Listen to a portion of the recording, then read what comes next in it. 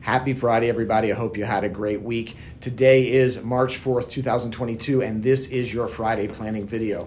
Once again, it's been another week full of news, full of excitement in the markets, so come back Monday for what is sure to be a full market update video talking a little bit about what's happened last week. If this week's action does nothing else, it should remind us why we do what we do. Remember, we set up goals, mostly long-term goals. Sometimes we use some short-term goals for good measure, but if we did not have those goals to keep our eyes on, we'd be jumping from topic to topic and idea to idea. While that's good for some adrenaline junkies, most of us would have a hard time keeping up with that over and over and over again. So as always, this video is going to be about planning, and it's going to be about a planning topic that many of us have had to deal with in our lifetime. So if you're on anything but your first job, this may be important for you. According to the Bureau of Labor and Statistics survey of baby boomers in January of 2020, the average number of jobs in a lifetime, 12.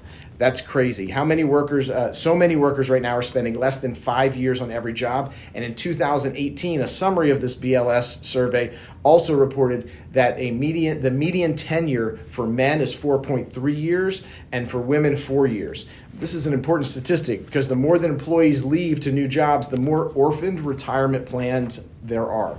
And according to research by TIAA, about a third of all Americans have left a retirement account behind at an old employer. So we just had this happen to a client of ours just last week.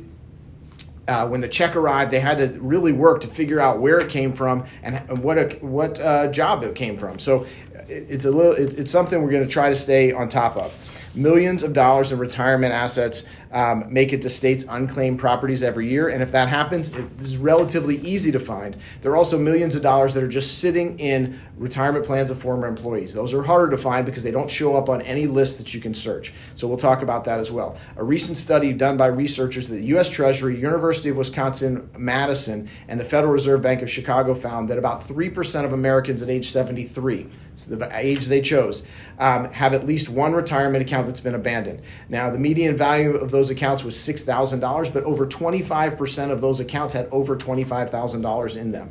So this is not always about just forgetting about it. Many times the companies change names, or the employee changes addresses and doesn't keep the old employer in touch about that. So with so many moves going on and so often, sometimes it's required to wait up to a year to be able to get into the new plan. So that while that goes by, did you move? Did you forget to contact the old employer? It's an easy mistake. And did that other company change something that made you get lost in the shuffle? So to make you feel better, this is not to escape the eyes of our legislators. They're working on things, nor of private business. Are always out to help solve a problem. There are companies that will help move employees' accounts to new employer plans, and even some of the largest benefit providers are assisting and do this. But the solution is not foolproof, and if they can't find you, it really doesn't help. Okay, according to the Government Accountability Office report in January of 2018, about 25 million people who changed jobs between 2004 and 2013 did not take their retirement accounts with them. 17 states that were included in this report reported that $35 million was left unclaimed. So what can we do about this? That's the key to this video. There are online resources such as the National Registry of Unclaimed Retirement Benefits. Now, clearly not an original name, but it pretty much tells it like it is. There are also search locations with the Department of Labor. There's also the Pension Benefit Guaranty Corporation. They have a database to search this, as well as a company called the Pension Rights Center.